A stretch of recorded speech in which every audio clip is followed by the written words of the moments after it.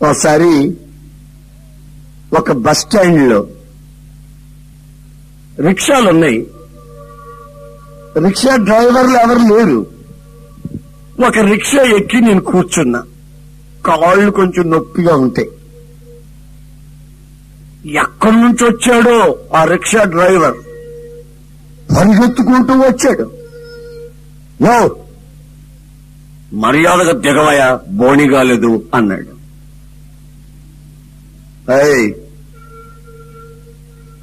మర్యాదలు గిర్యాదలు అట్లాంటి మాట్లాడుకో. ఇది అద్దె రిక్షా అని రాసింది దీని మీద. బాడుగు బండి ఇది. నీకు కావాలంటే నేను బాడుగు కట్టేస్తా, 2 రూపాయలు.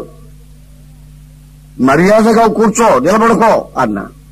అంత రోషం గల్లవాడి పడై 2 రూపాయలు అన్నాడు రిక్షా డ్రైవర్. పడేయడం ఎందుకులే అని జేబులో నుంచి 2 రూపాయలు తీసి వాడి చేతికి ఇచ్చా. చేతికిచ్చిన వెంటనే ఆడి ముఖంలో ఎంత సంతోషం వచ్చిందో. వెంటనే ఏం చేశాడు, హ్యాండిల్ కేసి కొట్టాడు, సీటు కేసి కొట్టాడు. బోని కొట్టుకుంటున్నాడు. హ్యాండిల్ కేసి కొట్టాడు, సీటు కేసి కొట్టాడు, చక్రానికి వేసి తిప్పుతున్నాడు. నీ మొహానికి వేసి తిప్పుకోకపోయావా అన్నా నేను. నవ్వుతున్నాడు. ఏమిటండి, బోని కదండి, మరి ఇట్లా కొట్టాలా కదండి అన్నాడు. ఓహో అదే, కొట్టాలా, కొట్టుకొని మొహానికేసి. బోని అంట, బోని. హృదయం మంచిదైతే కదా బోని అంటున్నాం అన్నా నేను. అంతలో నా బస్సు వచ్చింది, నేను వెళ్లాల్సిన బస్సు. ఆ బస్సు ఎక్కి వెళ్ళిపోయా. ఆ రోజు వాడు రిక్షా దొక్కితే వాడి బ్రతుకులో ఎప్పుడూ సంపాదించలేదట. 83 రూపాయలు సంపాదించాడు ఆ రోజు.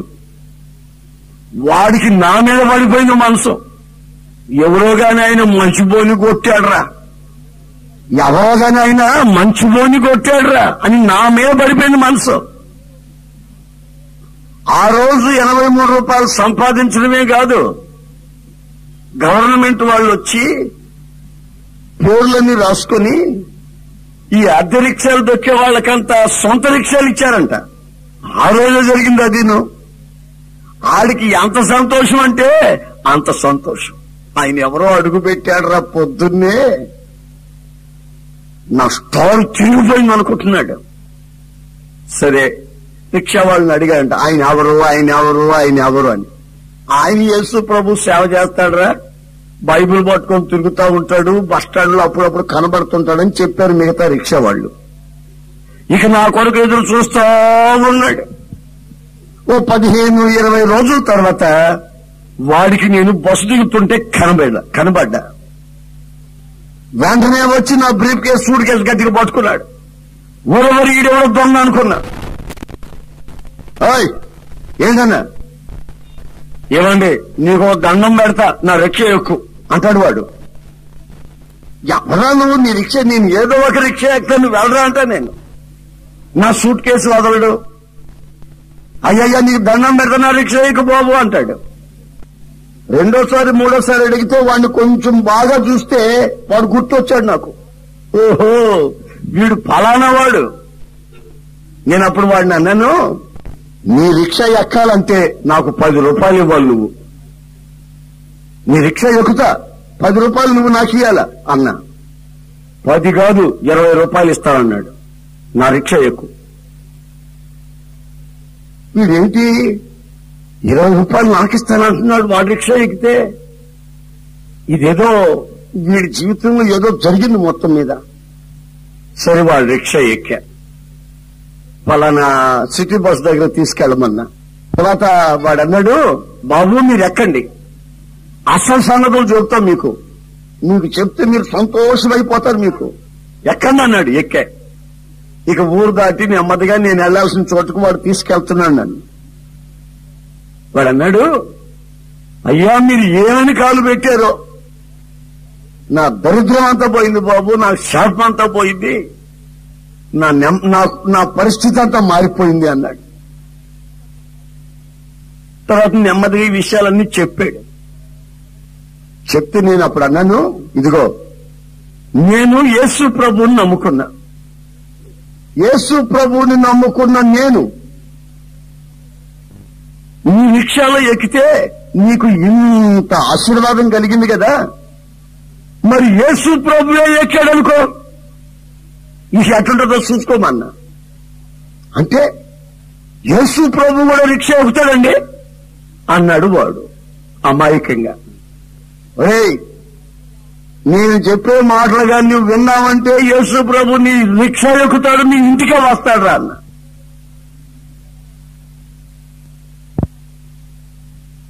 మంచిదే, మేమిద్దరి రోడ్లో రిక్షా ఆపేసి ఆ ప్రక్కన చెట్టు కింద కూర్చున్నాం.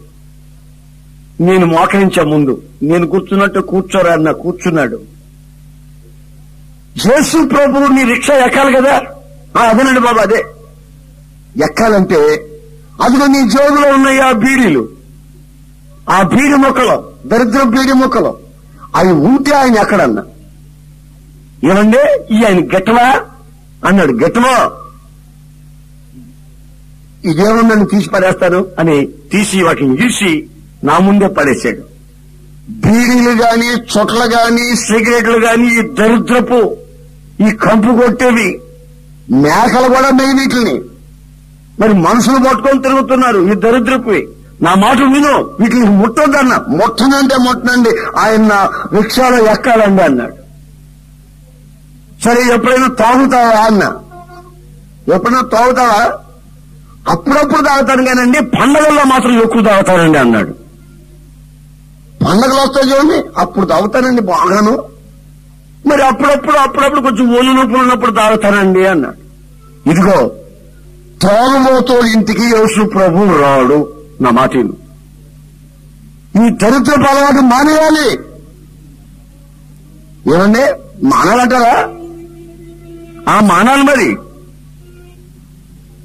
మానేస్తానన్నాడు అంతే. ఇంకా ఏమేం చెప్తారో మీరు చెప్పండి, అన్ని చేసేస్తానన్నాడు. ఇక నేను ఒక్కొక్కటి చెప్తున్నా. ఏంటది? వ్యభిచారం, విగ్రహారాధన, ఇక జోలం, ఇక అక్రమ సంబంధాలు, ఇక దరిద్రపు అన్ని చెబుతూనే ఉన్నా. అన్ని మోకరించి ఇక చేయను బాబు, ఇక నేను చేయను, ఎవరు నాకు చెప్పిన వాళ్ళు లేరు బాబు, ఇక నేను చేయనని ఏడుస్తున్నాడు. కాసేపు కళ్ళల్లో నీళ్లు వచ్చాయి, ఏడ్చాడు. ఇవన్నీ చెడలవాట్లని ఎవరు నాకు చెప్పినోడు కాదు బాబు అంటే ఏడుస్తున్నాడు. ఏడ్చిన కాసేపు అయిన తర్వాత నన్ను బాగా చూసి ఏమన్నా అన్నాడు. ఏమైంది బాబా అన్న. ఏమైంది అంటారేంటండి, నా హృదయం తేలికైపోతుంది. ఏమైపోయిందంటే నా హృదయం తేలికైపోయిందండి అన్నాడు. నేనప్పుడు గుర్తుపట్టి, ఇదిగో యేసు ప్రభు అడుగు పెట్టాడు నీ గుండెల్లో అన్నా. అంటే తేలికైపోతే ఆయన వచ్చినట్టండి. అదే వచ్చినట్టు. నీ హృదయంలో బరువుంటే సాతాను ఉన్నట్టు, చెడు అలవాట్లుంటే సాతాను బానిసమైనట్లు, అక్రమాలలో పాపాలలో నీవు చేస్తుంటే సాతాను కబంధ హస్తాలలో నీవు నలిగిపోతున్నట్లు నీ హృదయంలోకి ఇప్పుడు తేలికగా ఉన్న అనుభవం కలిగింది. ఎందుకు కలిగిందంటే నీవు చేసిన పాపాల నిమిత్తమై పశ్చాత్తాపడి ఒప్పుకొని ఇక చేయని విడిచిపెడుతున్నావు కనుక అదిగో నా ప్రభువైన యేసు నీ గుండెల్లో ప్రవేశించాడు. ఇక నీ జీవితం తేలికైపోయి పోమన్నా.